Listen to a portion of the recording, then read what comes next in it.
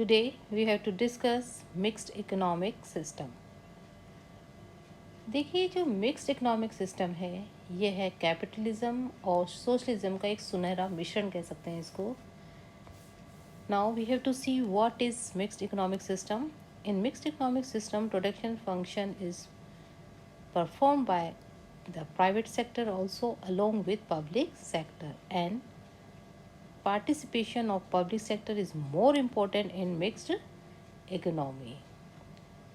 तो ये जो प्रणाली है जिसे हम मिक्स्ड इकोनॉमिक सिस्टम कहते हैं, इस सिस्टम में सोशल वेलफेयर के लिए इकोनॉमिक एक्टिविटीज़ की जाती हैं और साथ ही गवर्नमेंट इंटरफेरेंस की स्वतंत्रता होती है.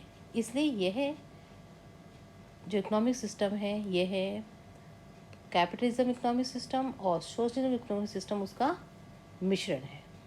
क्लियर. तो जो मिश्रित अर्थव्यवस्था है या मिक्स्ड इकोनॉमिक सिस्टम है ये दो प्रणालियों कैपिटलिज्म और सोशलिज्म का समावेश है. और युद्धोत्तर काल में जब अर्थव्यवस्था के विकास के लिए मिश्रित आर्थिक प्रणाली को अपनाया गया, जब मिश्रित अर्थव्यवस्था में कैपिटलिज्म और सोशलिज्म दोनों प्रणालियों की विशेषताओं का को एग्जिस्टेंस होने के कारण मिश्रित अर्थव्यवस्था को पूंजीवाद और समाजवाद का एक मध्यम मार्ग कहा जा सकता है. साथ ही इस प्रणाली में दोनों के ही दोष विद्यमान है. पूंजीवाद और समाजवाद दोनों ही प्रणालियों में दोष विद्यमान है. इसी कारण जो कैपिटलिज्म है उसमें कोई सरकारी हस्तक्षेप की नीति नहीं होने के कारण व्यापार चक्र, प्रतियोगिता पे, इकोनॉमिक इनस्टेबिलिटी है और वर्ग संघर्ष, शोषण जैसी समस्या उत्पन्न हुई थी. साथ ही जब समाजवाद ठीक से इसके विपरीत आर्थिक स्वतंत्रता की समाप्ति और नौकरशाही की प्रेरणा आदि के दोष उपस्थित थे, तो ऐसी कंडीशन में मिक्स्ड इकोनॉमी को अपनाया गया. क्लियर. अब देख लेते हैं इसकी विशेषताएं क्या क्या हैं. फर्स्ट है डेमोक्रेटिक सिस्टम, लोकतांत्रिक व्यवस्था. Mixed economic system democratic system पर बेस्ड होती है. मिक्स्ड इकोनॉमिक सिस्टम में जो इकोनॉमिक एक्टिविटीज़ है उनका प्राइवेट और सोशल, जो ये कहेंगे प्राइवेट और पब्लिक सेक्टर में विभाजन, नीतियों का निर्धारण, लक्ष्यों और उद्देश्यों का निर्धारण, साधनों का आवंटन आदि सभी की स्वीकृति जनप्रतिनिधियों द्वारा भारत में संसद और विधानसभाओं द्वारा की जाती है. इस प्रकार जो मिक्स्ड इकोनॉमी है उसका संचालन लोकतांत्रिक पद्धति पर किया जाता है और एकाधिकारी और तानाशाही प्रवृत्तियों के उदय की कोई संभावना इसमें नहीं रहती है. सेकंड, इकोनॉमिक प्लानिंग, आर्थिक नियोजन. मिक्स्ड इकोनॉमी में सरकार इकोनॉमिक एक्टिविटीज़ का क्रियान्वयन इकोनॉमिक प्लानिंग के माध्यम से करती है और अर्थव्यवस्था है उसके विकास के लिए सेंट्रल प्लानिंग अथॉरिटी के माध्यम से प्राइवेट और पब्लिक दोनों सेक्टर्स के लिए फिजिकल और फाइनेंशियल लक्ष्य निर्धारित करती है और दोनों ही क्षेत्र गवर्नमेंट द्वारा निर्धारित नीतियों के अंतर्गत लिए गए आवंटित भौतिक और वित्तीय लक्ष्यों को पूरा करने के लिए कार्य करते हैं. और इकोनॉमिक प्लानिंग की सफलता के लिए क्षेत्रों का नियमन फिजिकल और मॉनेटरी पॉलिसी के द्वारा किया जाता है, सरकार के द्वारा. नेक्स्ट, को existence of public and private sector. निजी एवं सार्वजनिक क्षेत्र का सह अस्तित्व होता है. जब मिश्रित अर्थव्यवस्था की बात करें, मिक्स इकोनॉमी की बात करते हैं, तो कैपिटलिज्म और सोशलिज्म दोनों सिस्टम की विशेषताओं को सम्मिलित करके अर्थव्यवस्था के संचालन के लिए एक मध्यम मार्ग अपनाया जाता है. और मिक्स्ड इकोनॉमी में प्राइवेट सेक्टर और पब्लिक सेक्टर दोनों अपने निर्धारित कार्यों को सरकारी निर्देशन में करते हैं. साथ ही मिक्स्ड इकोनॉमी में पूंजीवाद विचार के आधार पर श्रमिकों, व्यक्तिगत संपत्ति, व्यवसाय चुनने की स्वतंत्रता, प्रोत्साहन आदि के अधिकार दिए जाते हैं तथा सोशलिस्ट इकोनॉमी के विचार के आधार पर आर्थिक नियोजन, सार्वजनिक क्षेत्र की उपस्थिति, सरकारी जो राष्ट्रीय हित है उसके लिए आवश्यक कार्यों एवं संसाधनों पर सरकार का नियंत्रण होता है. क्लियर. और सरकार अपने निर्देशन के द्वारा प्राइवेट और पब्लिक दोनों क्षेत्रों के लिए कार्य क्षेत्र निर्धारित करती है. प्राइवेट सेक्टर के उद्योगों का स्वामित्व प्रबंधन प्राइवेट उद्यमियों के हाथों में होता है, किंतु इन निजी उद्यमियों की क्रियाओं को सरकार अपनी नीतियों के द्वारा आवश्यक अनुसार क्या करती है, कंट्रोल करती है. और पब्लिक सेक्टर में सरकार स्वयं उद्यमी के रूप में कार्य करके इस क्षेत्र की क्रियाओं का संचालन करती है। इस प्रकार गवर्नमेंट सेक्टर में जहाँ सरकार का अप्रत्यक्ष हस्तक्षेप होता है, वहीं प्राइवेट सेक्टर में सरकार का प्रत्यक्ष हस्तक्षेप होता है। नेक्स्ट है कंट्रोल प्रॉफिट मोटिव, लाभ उद्देश्य। मिक्स्ड इकोनॉमी में आर्थिक स्वतंत्रता का संचालन लाभ उद्देश्य की भावना से किया जाता है और अर्थव्यवस्था में साधनों का आवंटन, एलोकेशन ऑफ रिसोर्सेज इसी लाभ के उद्देश्य के आधार पर किया जाता है, किंतु लाभ उद्देश्य अर्थव्यवस्था में पूर्ण स्वतंत्र नहीं छोड़ दिया जाता। क्लियर। नेक्स्ट है सोशल सिक्योरिटी, सामाजिक सुरक्षा। जो मिक्स्ड इकोनॉमी होती है उसमें सरकार सोशल सिक्योरिटी पर विशेष ध्यान देती है, जैसे वृद्धावस्था पेंशन, बेरोजगारी भत्ता, दुर्घटना मृत्यु बीमा आदि के द्वारा सामाजिक सुरक्षा निश्चित की जाती है।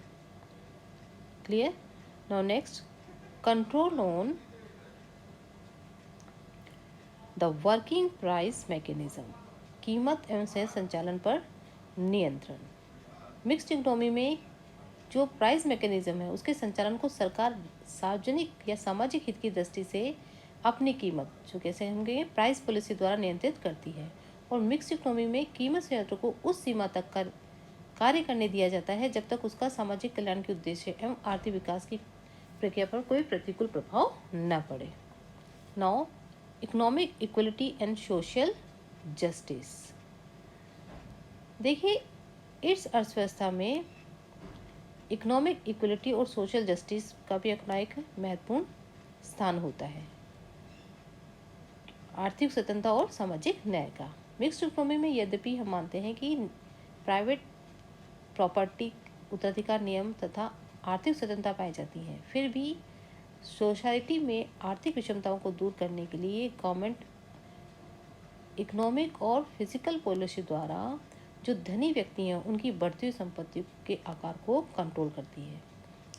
इसके साथ ही गवर्नमेंट टैक्स आदि के द्वारा जो धनी व्यक्ति हैं उनसे आय अर्जित करके निर्धन वर्ग है उसके लिए आवश्यक सुविधाएं समाज में उत्पन्न करती है, तो सोशल वेलफेयर के माध्यम से उनको प्रॉफिट दिया जाता है। इस प्रकार जो मिक्स्ड इकोनॉमी है उसमें सरकार जहां एक समाज में आय असमानताओं को कम करती है, वहीं गरीब वर्ग को सुविधाएं देकर सोशल जस्टिस की भावना के साथ कार्य करती है।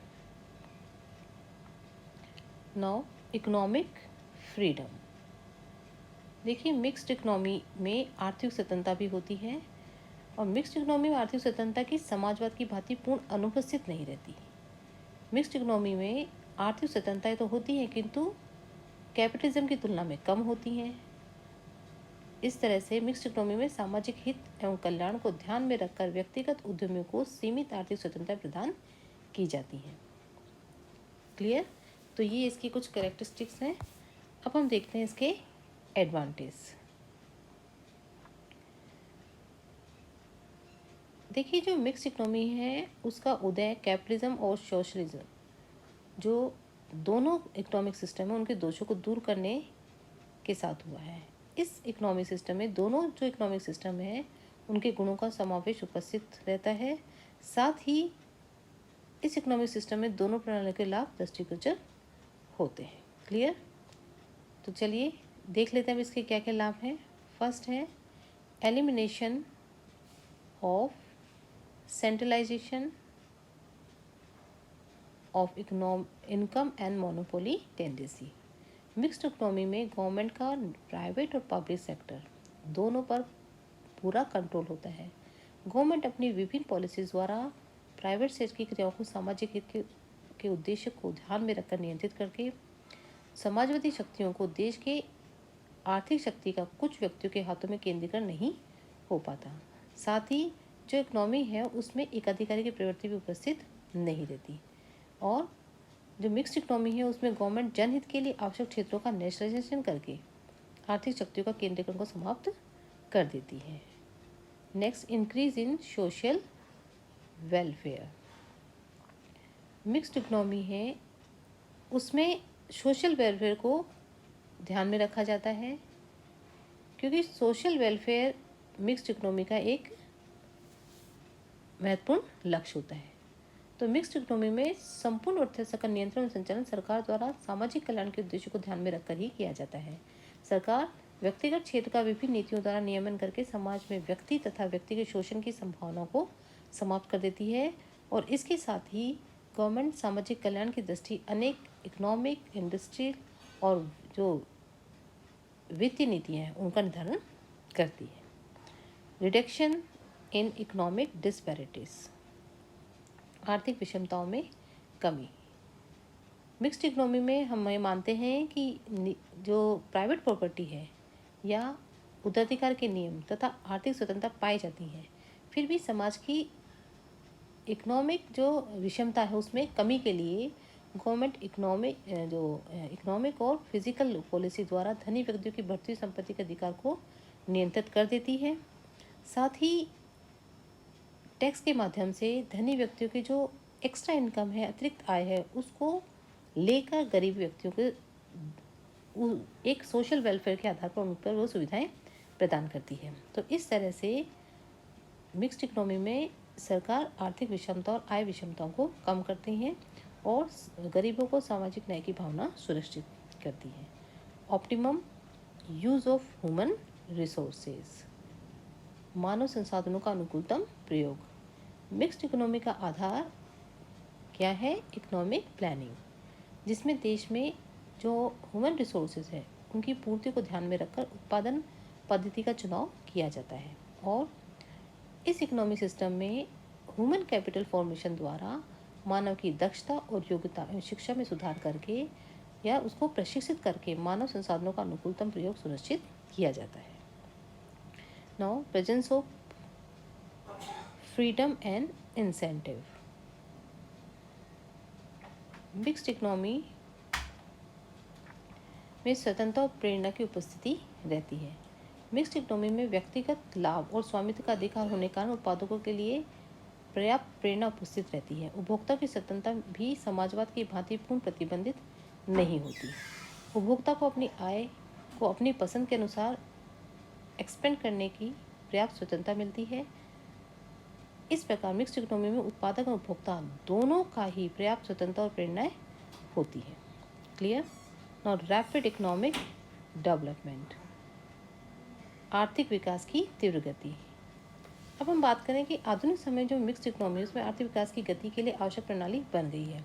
इस प्रणाली में प्राइवेट और पब्लिक सेक्टर दोनों परस्पर एक साथ कार्य करके अर्थव्यवस्था में विकास की दर में वृद्धि के लिए आर्थिक एवं सामाजिक ऊपरी ढांचे means economic and social overhead infrastructure की आवश्यकता होती है, जिसकी पूर्ति मिक्स्ड इकोनॉमी में पब्लिक सेक्टर के द्वारा ही की जाती है। अर्थव्यवस्था में इकोनॉमिक प्लानिंग अपनाकर संसाधनों का अर्थव्यवस्था के विभिन्न क्षेत्रों में अनुकूल आवंटन मीन्स ऑप्टिमम एलोकेशन किया जाता है और अर्थव्यवस्था में के संसाधनों का कुशलता प्रयोग करके आर्थिक विकास की गति को जो दर है उसको सुनिश्चित किया जाता है।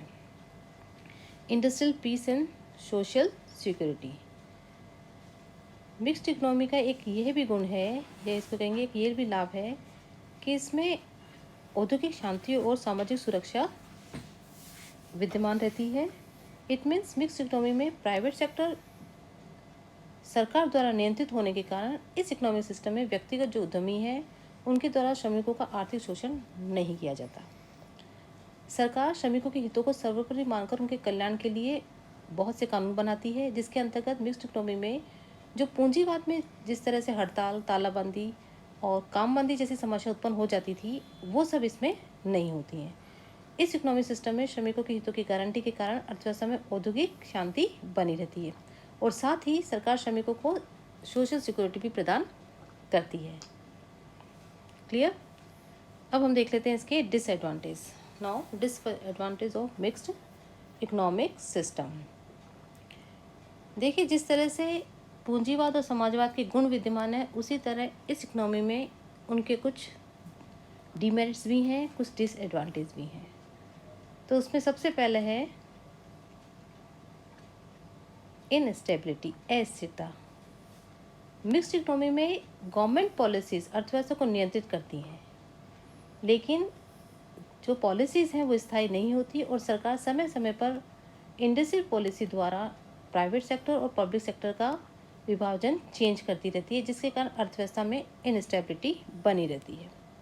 नेक्स्ट, डेंजर टू डेमोक्रेसी, लोकतंत्र को खतरा। मिक्स्ड इकोनॉमी के दोनों क्षेत्र कौन कौन से, पब्लिक और प्राइवेट, दोनों क्षेत्रों का नियमन होने के कारण जो समाजवादी शक्तियां हैं उनको प्रबल होने का खतरा अर्थव्यवस्था में सदैव बना रहता है।